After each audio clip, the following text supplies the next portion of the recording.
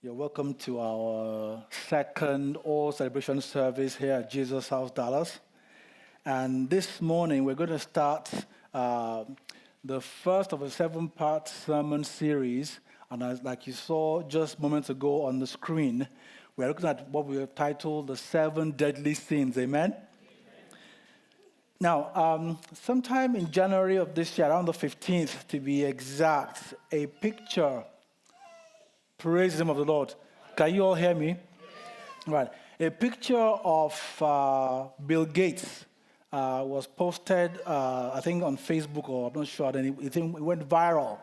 And the reason why it did was, for those who know who Bill Gates is now the second richest person on the face of the earth. Amen? A second richest human being alive as of today. And he is worth estimated $95.6 billion. Now, this man, who was the co-founder of Microsoft and who now is the CEO of the world's largest charity, stood in line at a local fast food restaurant in Seattle to buy a burger and a drink. And so someone took his picture, and it went viral because people were wondering, how can such a powerful man be standing in line like the average Joe to order a burger? Now, I know people who don't have 0.001% of his wealth. That's $1 million. They don't have the kind of political clout that he has. They don't have any influence at all, anywhere.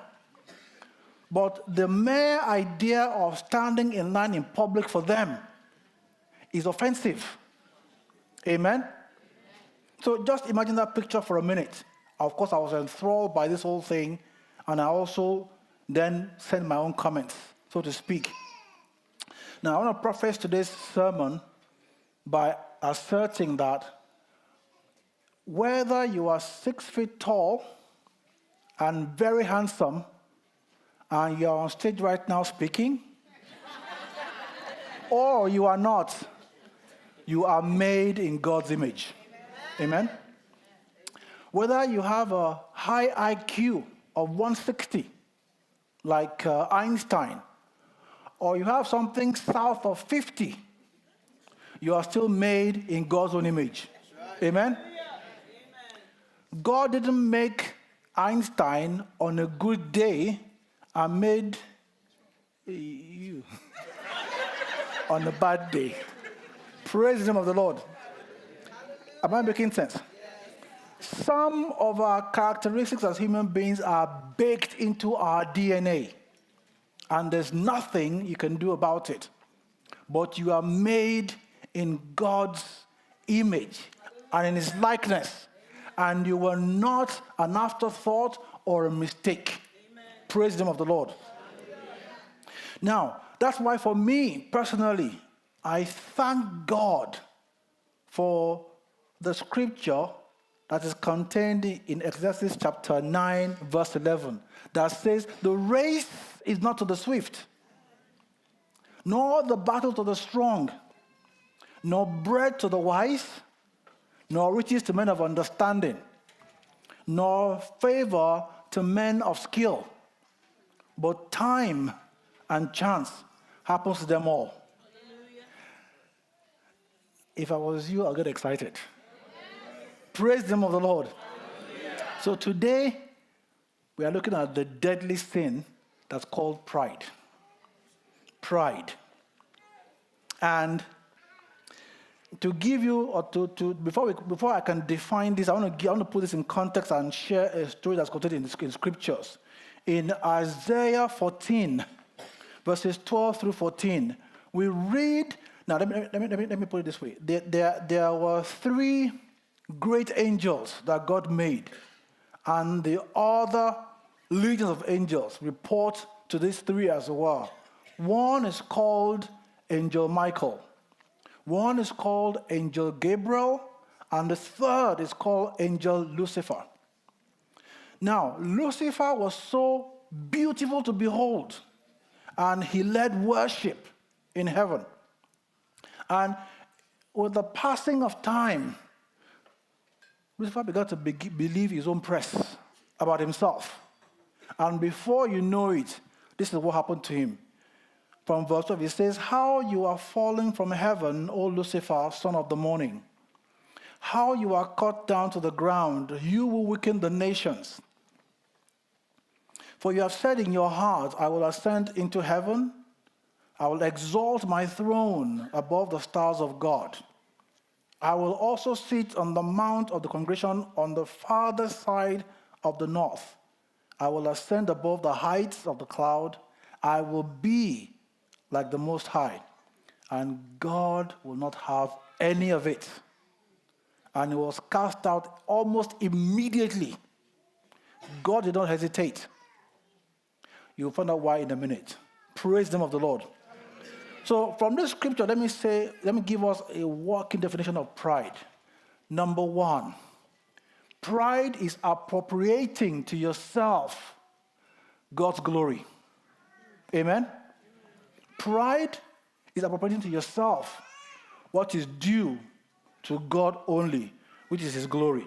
In fact, the Bible says in John chapter 3:27, a man can receive nothing unless it has been given to him from heaven.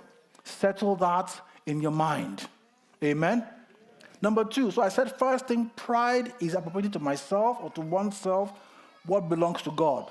Number two, pride is often a manifestation of one's insecurity. Amen? Pride is a manifestation of one's insecurity. So people will often feel inferior,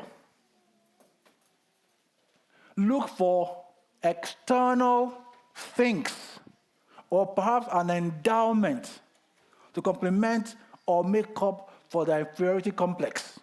Amen? And once they have that and they excel in it, it leads to pride because they begin to make a boast of and point to what they have achieved or what it is that they have. Amen? Praise the name of the Lord. Now, I'll try and put this in context. There's a story of a princess named Michal. This princess's dad was King Saul. And King Saul was known to have a very bad inferiority complex. He was very insecure. Prince Saul became king just by a fluke, just by an accident. And then he sought to maintain his kingship by his own devices. Now, in 1 Samuel 18, you don't have to turn to it. There's a story, and there's a popular refrain, or 3 times this one was repeated. The Bible says, and David behaved himself wisely. So David, as it were, this strapping young guy, I think I've shared with you before how people always tell me that what they think of David, they think of me. So just look at me and you think of David, okay? So David, the Bible says David behaved himself wisely. 3 times in 1 Samuel 18. Now, David destroys Goliath and then begins to go out as the king's guard. And he's behaving himself wisely. And one day he came back home from battle while behaving himself wisely. And some girls got together and began to sing, Saul has killed his thousands, but David has killed his tens of thousands. And Saul went stark raving mad because what is left but the kingdom? They'll give it to him too. They've ascribed to me only thousands, but to him tens of thousands. And then Saul began to throw spears at David while playing music in the king's court. Amen? Now, Princess Michal saw all this happening, and finally, his father is ousted in court by God. The father dies in battle, her brother dies in battle, and David became king over Israel. But David married her. So it appears as though everything is fine. But something happens one day. David asks that the people bring back the ark of God to Jerusalem. The ark of God in those days was God's presence. Wherever the ark was, God was there. So David asked that they bring this thing back to Jerusalem, and they agreed. Now, as that was coming back to Jerusalem, David was so excited. God is coming back home. He's going to be with us. And David is dancing and offering sacrifices. And while he's doing all of this, his clothes are falling off. And Michal was looking through the window, and she saw how disgusting her husband looked in public. We'll take the story from 2 Samuel chapter 6 and from verse 20. Now, David returns home and wants to bless his own family like he had been blessing everybody on the street. And watch what Michal says. Now, if you are from West Africa and you are probably Yoruba or Igbo, you will get the sting in what I'm about to say. But if you're none of these two things, let me put it this way. Just imagine somebody making sarcastic comments. Then you grab the context of this speech. And here goes. And Michal, in verse 20, the daughter of Saul, came out to meet David and said, "How glorious was the king of Israel today, uncovering himself today in the eyes of the maids of his servants." As one of those base fellows shamelessly uncovers himself. So David said to Michal, "It was before the Lord who chose me instead of your father and all his house, kapow, to appoint me ruler over the people of the Lord, over Israel. Therefore, I will play music before the Lord, and I will be even more undignified than this." Sometimes when we do praise and worship in the church, some of us are just like, check me out. And when people are like that, you're wondering, what's his problem? What's our problem? God is accepting their own. And for you, they're like, we'll meet you soon. We'll meet you outside. Therefore, I will play music before the Lord, and I will be even more undignified than this, and will be humble in my own sight. But as for the maidservant of whom you have spoken, by them I will be held in honor. Therefore, Michal, the daughter of Saul, had no children to the day of her death. God was having none of it. If there's one thing God hates, the Bible says in the Proverbs, a proud look. The first thing that scripture says is a proud look. If you're a Christian and you are proud, I'm afraid for you. If you're a Christian and you are proud, I'm very afraid for you. Praise the name of the Lord.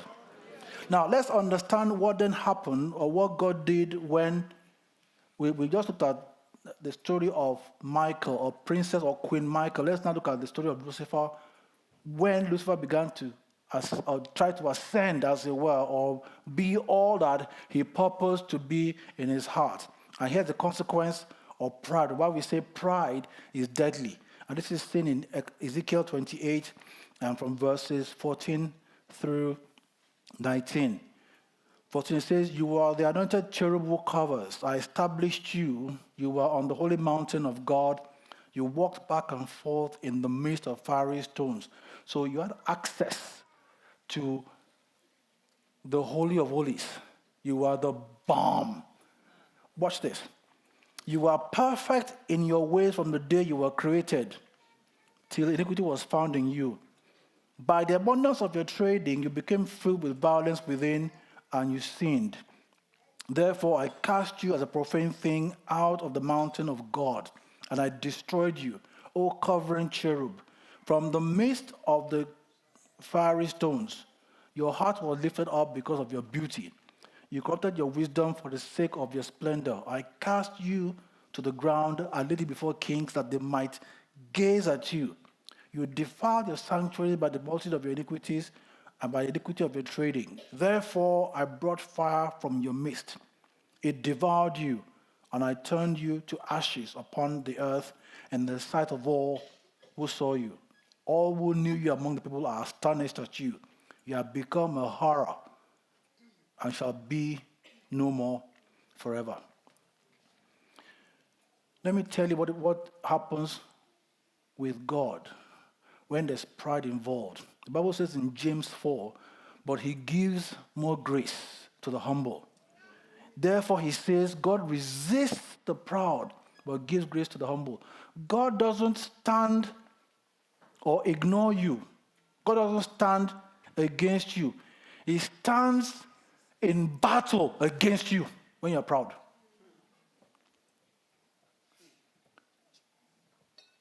I want that to sink into your mind for a minute.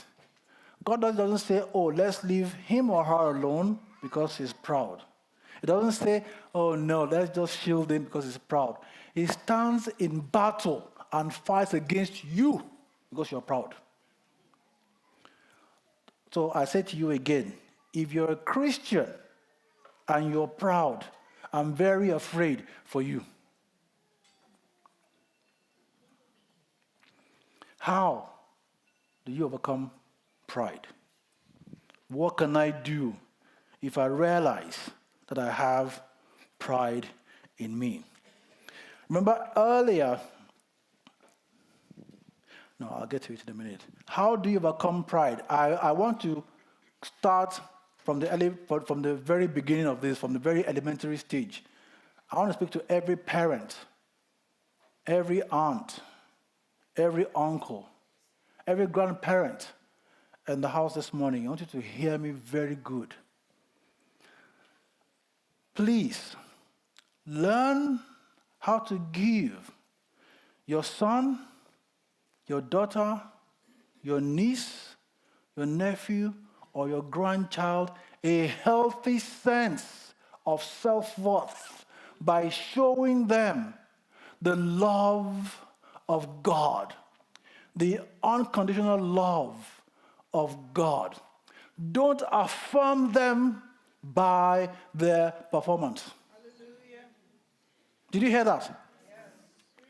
Affirm your children that they are good, that they are great, simply because they were made in the image of God. Yes. God says, let us make man in our own image. God is perfect. God is love.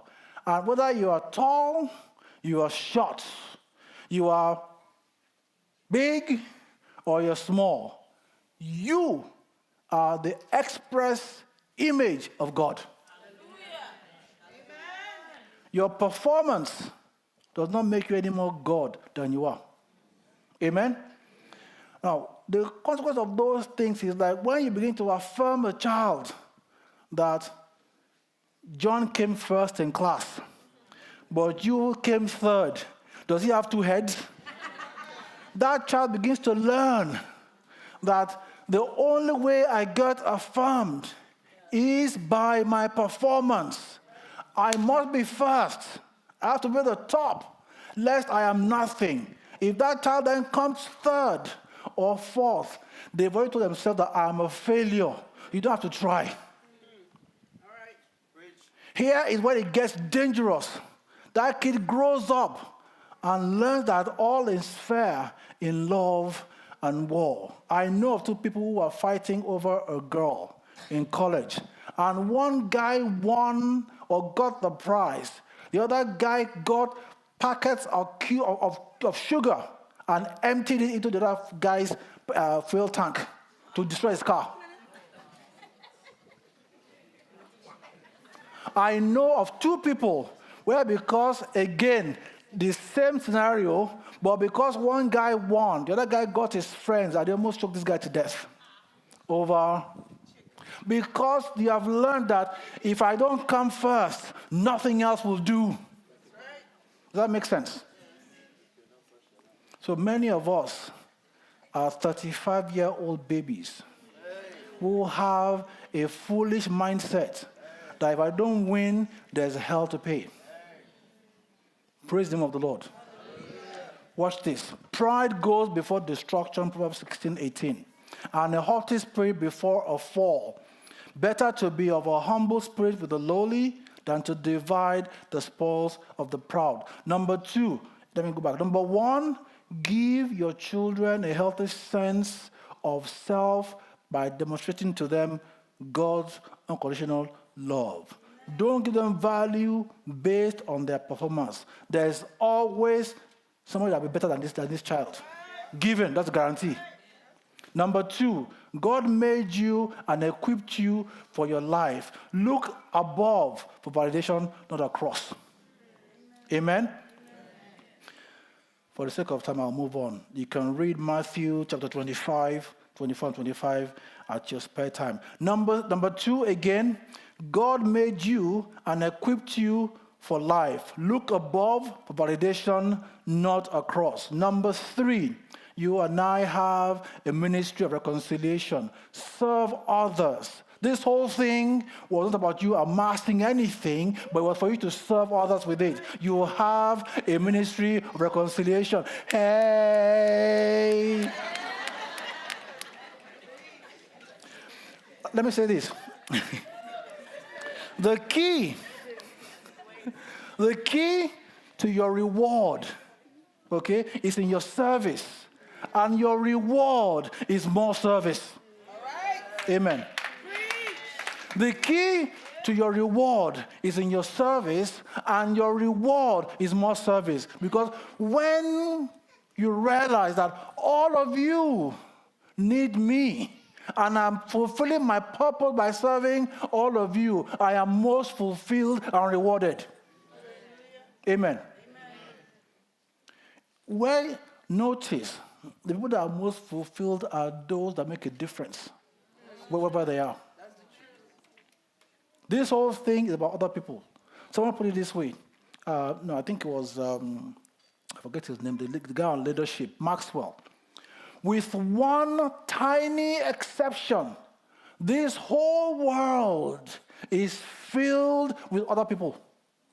Did you get that? Yeah. With one tiny exception, which is you. The whole world is filled with other people. If you miss that, too bad. It sucks to be you. Did you get that? Yes. Did you get that? Yes. Praise the name of the Lord. Watch this. Mark chapter 9. Now, Jesus Christ and 2 of his disciples went to the Mount of Transfiguration, and whatever happened there happened. Moses and Elijah came down, blah, blah, blah. It was all good. They came back to the foot of the mountain. There was a guy there whose son was sick, and Jesus rebuked his disciples because they were not walking by faith. He healed the guy, and they began to go back to Capernaum. Now, on their way to Capernaum, the disciples were having among themselves a conversation. And guess what they were discussing? Mark chapter 9, verse 33 to 35. Then he came to Capernaum, and when he was in the house, he asked them, "What was it you disputed among yourselves on the road?" But they kept silent, for on the road they had disputed among themselves who would be the greatest. At least I'm thankful they were talking among themselves. They weren't backstabbing each other. Amen? Like we will do. Those of us who are more civilized will backstab. They were having a healthy conversation.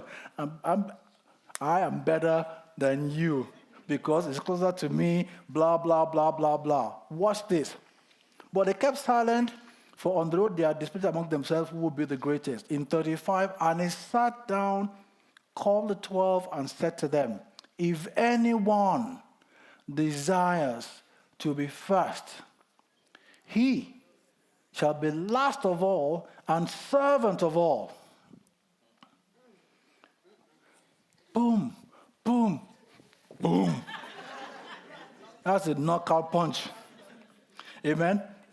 Remember I said at the beginning that Bill Gates was standing in line at a fast food restaurant in Seattle, and that picture went viral.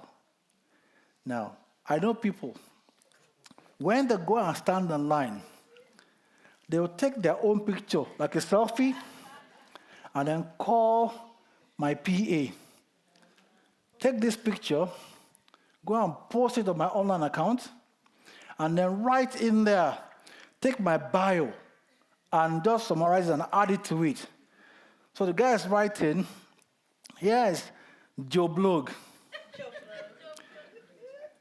Even though he serves on the board of 50 Fortune 500 companies, even though he is the chairman of the board of 10 companies, here he is standing in such a place, fast food restaurant.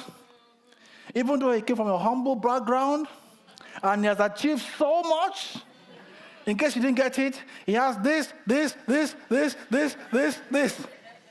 What a humble guy.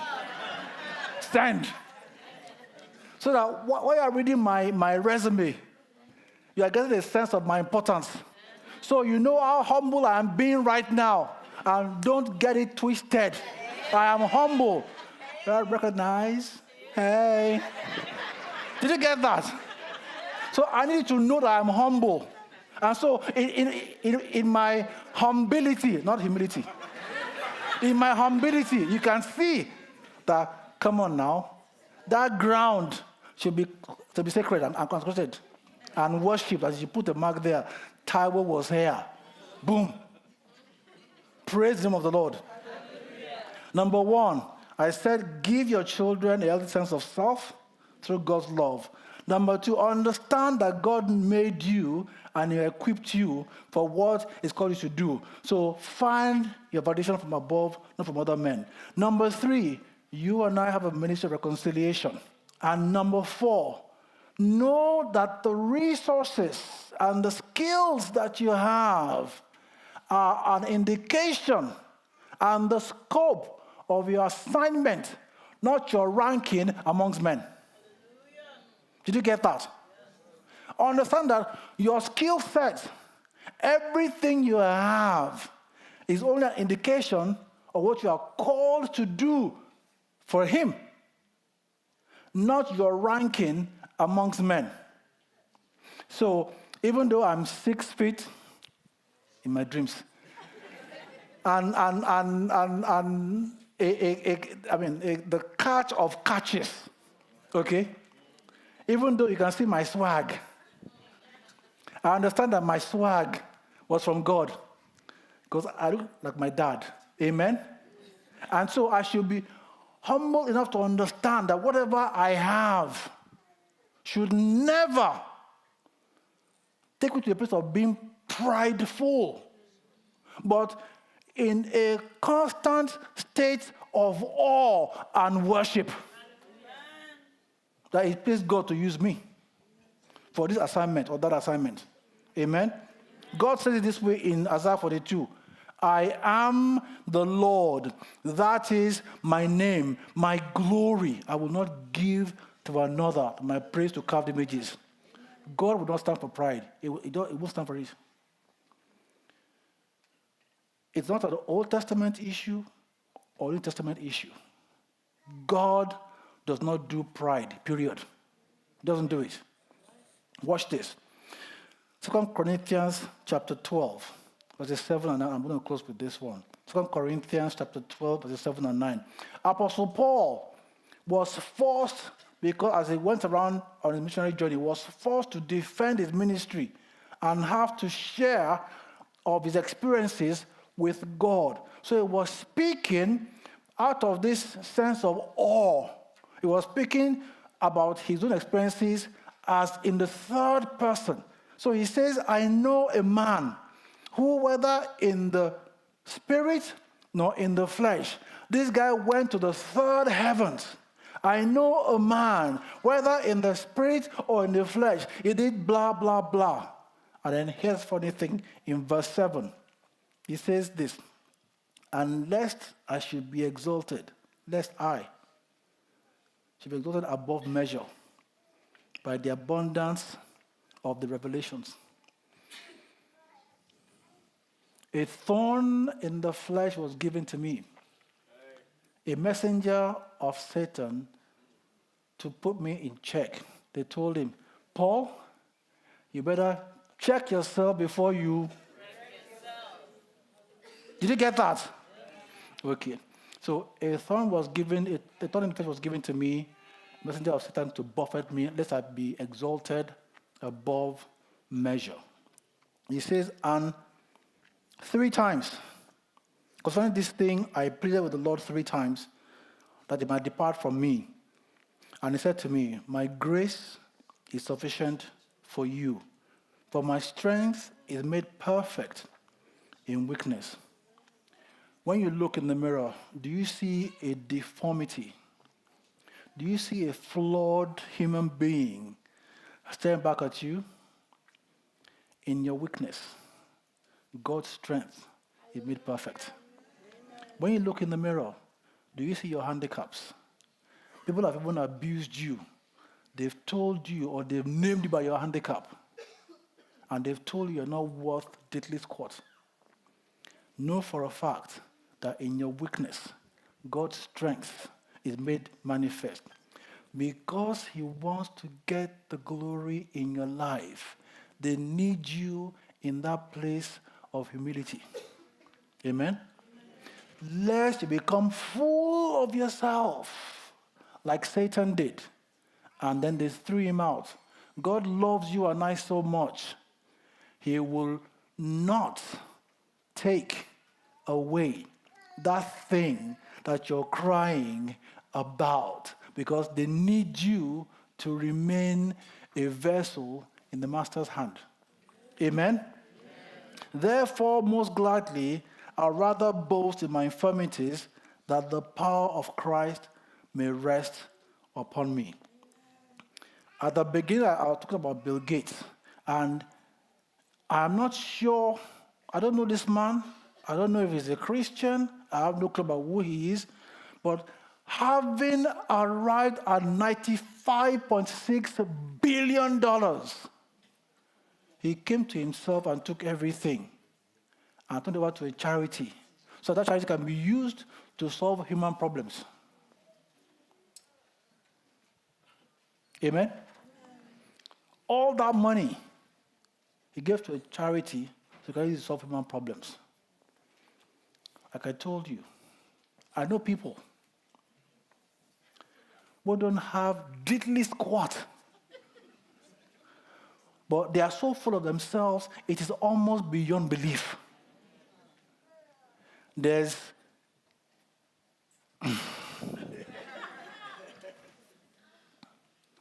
what are you about? What are you about? Let me say again for one more time. I want to encourage you. If you believe you're a Christian and you have pride in you, you need to pray this morning and ask God to deliver you from you. Amen? So that way you can understand that you are who you are by the grace of God. Amen? Nothing more, nothing less. Whatever you have achieved is because it pleased God. And there are some people in the house who I know struggle with certain things in their lives that, in effect, like a handicap to them. That is also equally wrong, because God made you. And the Bible says he gave men in exchange for you. He let people drown in the Red Sea because of you. Amen? He said you are fearfully and wonderfully made. Amen? No matter what you see in the mirror, you are God's perfect being.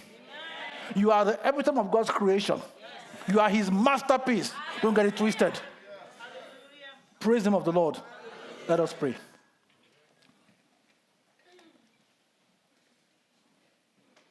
I want you to just pray this morning. Wherever you are on this story, if you're struggling with pride, the Bible says God gives grace to the humble. but he resists. He fights against the proud.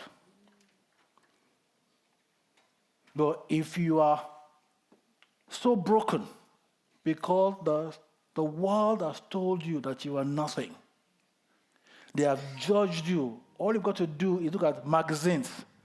The girls are 6 feet tall, they have square shoulders, they are quite vivacious. You look nothing like that, so they are telling you you are not even good enough. If you look at the men, they are 6 feet tall with six-pack. They're not walking around with kegs, but they say you're not good enough. They all speak with American accent. You and I know that your accent, may God have mercy. Whatever it is you're dealing with this morning, ask God to give you the right picture of who you are. And for God to remove any pride in you. That God's perfect plan concerning your life will be established in Jesus' name. All that you need is exactly in you. Don't let somebody lie to you and tell you, you must do this or do that. This is what you require to be accepted. You are made different and unique, that the glory of God may be revealed in the earth. That God may take the glory in your life and my life. Don't forget that. Don't ever forget that. But looking for external compliments to get a boost is the wrong thing to do. You don't need anybody. You don't need any endowment before you can be worthy of love. And may Father bless us in Jesus' name. Lord, we thank you once again for your word, and we ask this morning that for as many as are hurting, as have been wounded emotionally, Almighty Father, maybe by parents or loved ones, as many as have been told that they will amount to nothing, or they are nothing because they may not have been smart in school, they may have been slow up supposedly, but they are not as fast as everybody else, and they are being compared, my Father and my God. Grant them a healthy sense of self in Jesus' name. Let them know that indeed they are made in your image. They are fearfully and wonderfully made. That you gave men in exchange for their lives, Almighty Father. That every hair on their head, Lord, you know. And for those, Almighty Father, who may have been excelling and have developed an unhealthy sense of self and have become calculating or competitive or even dangerous because of their upbringing, my Father, my God, right their minds in Jesus' name. Father, we thank you and we bless you. We give you all the praise and all the glory. For in Jesus' mighty and matchless name and with thanksgiving we pray. Amen. God bless you.